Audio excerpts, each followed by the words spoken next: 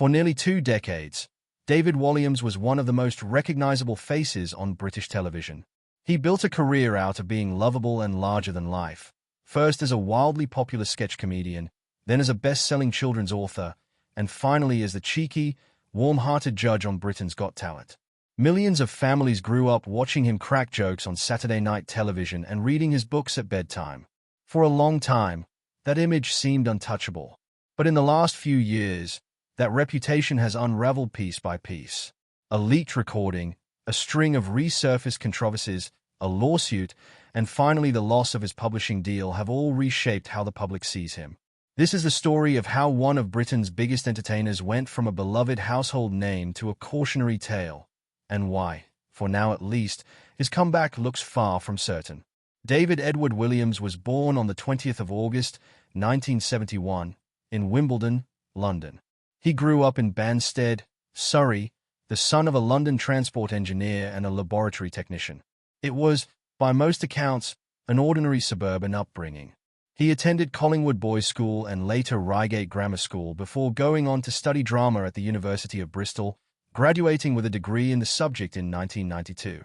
It was during a university break in 1990 that he joined the National Youth Theatre, a decision that would end up defining the rest of his career. There, he met a young performer named Matt Lucas.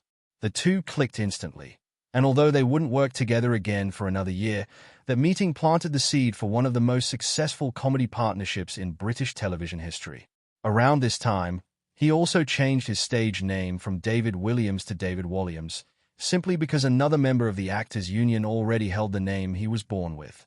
Through the late 1990s, Walliams and Lucas built their reputation slowly, appearing in minor sketch shows and building a cult following. Their big break came with Little Britain, which ran on the BBC from 2003 to 2006 and later found an audience in the United States through HBO. The show turned both men into stars, with Walliams playing a rotating cast of exaggerated characters that became instantly quotable across the country. By January 2005, the pair had been named the most powerful figures in British TV comedy by the Radio Times. A follow-up series, Come Fly With Me, arrived in 2010 and became one of the most-watched comedy programs of the year. But by 2011, the duo had quietly stopped working together in public, even as their names remained tightly linked in the public imagination. Walliams didn't stop there. He built a substantial acting career on the side, taking on dramatic roles that surprised critics who only knew him from sketch comedy, most notably a chilling performance in Stephen Polyakoff's Capturing Mary in 2007. He also moved into more mainstream family entertainment, joining the rebooted Teletubbies as a voice performer and hosting a string of variety specials. It was his writing career, though, that may have done the most to cement his place in British culture. Starting with The Boy in the Dress in 2008, Walliams became one of the most commercially successful children's authors in the country, churning out a new bestseller almost every year: Mr. Stink, Gangster Granny, Billionaire Boy, Awful Auntie, and many more. By 2017, his book sales alone were worth over £16 million a year. Many of these stories were adapted into television specials and films, further widening his reach into households that might never have watched Little Britain. Alongside his entertainment career, Walliams also built a reputation as a serious charity fundraiser. He swam the English Channel for sport relief in 2006, crossed the Strait of Gibraltar in 2008, and swam the length of the River Thames in 2011, raising millions of pounds for charity in the process, though the Thames swim reportedly left him with a parasitic infection and a back injury that required surgery. In 2012, Walliams joined Britain's Got Talent as a judge alongside Simon Cowell, Amanda Holden, and Alicia Dixon. For a huge segment of the public, this was the role that came to define him. Not the provocative sketch comedian of Little Britain, but the playful, quick-witted judge who traded jokes with contestants and Cowell alike.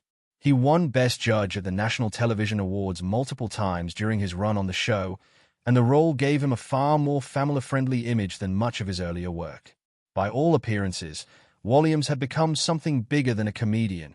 He was a fixture of British light entertainment, spanning television, publishing, and charity all at once.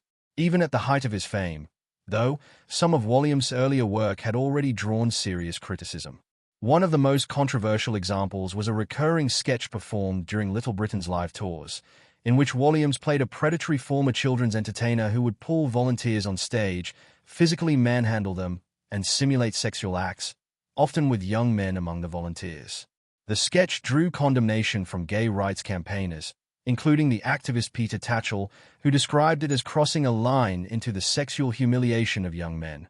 Other remarks caused their own controversies over the years, including comments about a then-teenage Harry Styles that prompted complaints to broadcasting regulators, and a 2017 incident in which Walliams dressed as North Korean leader Kim Jong-un for Halloween, drawing accusations of racism. Then, in 2018, Walliams found himself tied to a much bigger scandal when he hosted the President's Club charity auction, an event that was later exposed by undercover journalists for widespread sexual harassment of hostesses by attendees. Walliams maintained he attended only in a professional capacity and left as soon as his hosting duties were done, saying he was appalled by what was later reported. Even so, several bookshops pulled his titles from their shelves in response, with critics arguing that some of what happened during the event, including inappropriate remarks made about one of his own charity auction prizes, should have prompted him to walk out. The broader cultural mood began shifting sharply in 2020. In the wake of George Floyd's murder and the resulting global conversation about race, streaming platforms including Netflix, BBC iPlayer, and BritBox pulled Little Britain and Come Fly With Me from their catalogs entirely, citing the show's use of blackface and broad stereotypes involving black, disabled, transgender, and working-class characters. Walliams and Lucas issued matching apologies, acknowledging that the material was wrong. His publishing career came under similar scrutiny. Journalist and activist Jack Monroe publicly criticized his children's books for what she described as racism, classism, and body-shaming dressed up as harmless comedy. One short story involving a Chinese character was pulled from later editions after criticism that it relied on racist tropes and was quietly replaced. None of this, however, compared to what was coming next. In January 2020, during the recording of a Britain's Got Talent audition episode, Walliams made a series of offensive, off-air remarks about contestants that were caught by microphones left on between takes. According to a transcript later obtained by The Guardian, Walliams mocked one older performer using a slur after the man left the stage, and made explicit, degrading comments about a female contestant's appearance shortly after her audition. Lawyers for Walliams and the production company argued the comments were part of a private conversation never intended for broadcast. But once the transcript became public, that distinction did little to contain the fallout. Unlike the old sketch show controversies, these were fresh remarks about ordinary members of the public appearing on a family entertainment show, and that made the story land very differently. Walliams issued an apology, saying the comments were made in private conversations that were never meant to be shared, but adding that he was sorry nonetheless. The show's production company acknowledged the language was inappropriate regardless of its private nature and said Walliams had been reminded of expectations for future conduct. Simon Cowell's team said he had been unaware of the remarks at the time and did not condone the language. Shortly afterward, Walliams resigned from his judging role on Britain's Got Talent. He was replaced by Bruno Tonioli. Fellow judge Alicia Dixon publicly said she was sad not to have a friend back on the panel, a sign that, even amid the fallout, some colleagues remained sympathetic. Walliams didn't take his exit quietly. He sued Fremantle, one of the production companies behind Britain's Got Talent, alleging that his private conversations had been unlawfully recorded, transcribed, and retained for years without his knowledge. In legal filings, he argued he never knew his microphone remained active during breaks in filming. The case revealed just how significant the personal toll had been. According to court documents, a psychiatrist who had treated Walliams for years described his depression following the leak as possibly the worst since they had first met him. Walliams reportedly told the court he had experienced dark and suicidal thoughts after leaving the show, that he had lost his sense of comic spontaneity, and that he had become anxious about entering any studio for fear of being recorded again. His legal team also claimed his income had collapsed, dropping from roughly £3.7 million in 2022 to just over £100,000 in the first 5 months of 2023. In November 2023, Walliams and Fremantle reached an undisclosed settlement. Fremantle said it was glad to reach an amicable resolution and expressed regret that his private conversations had been made public, acknowledging the distress it caused him. The legal battle was over, but the version of Walliams that once anchored Saturday night television was not coming back. In the years that followed, Walliams didn't vanish from public life.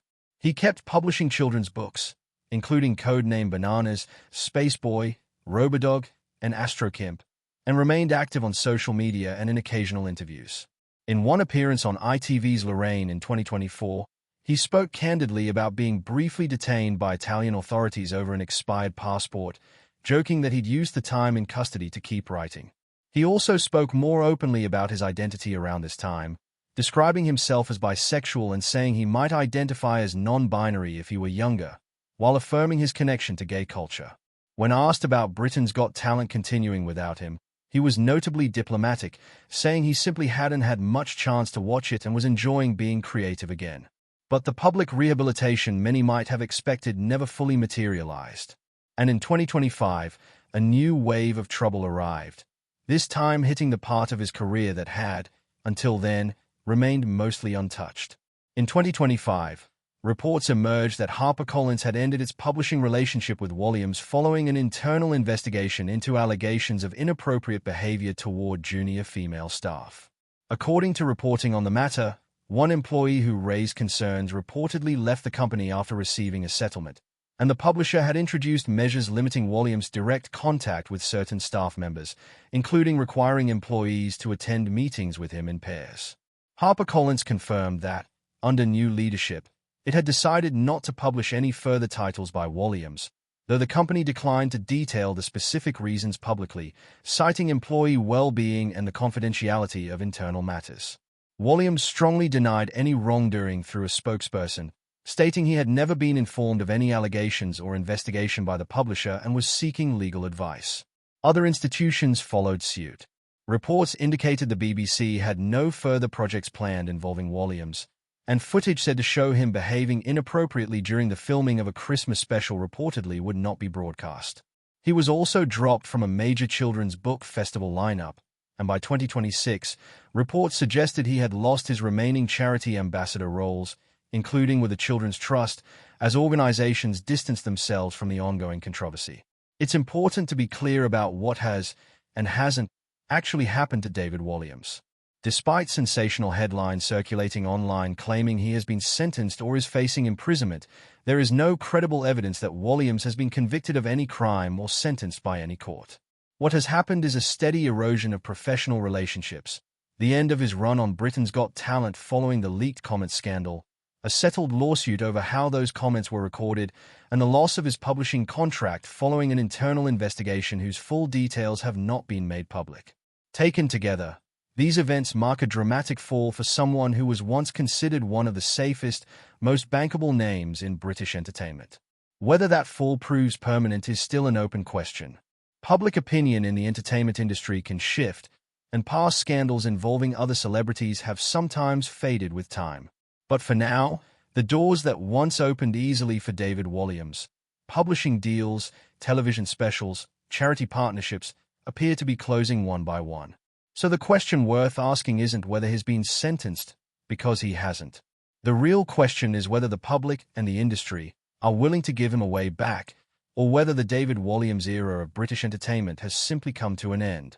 What do you think? Has the fallout been fair, or has it gone too far? Let us know in the comments.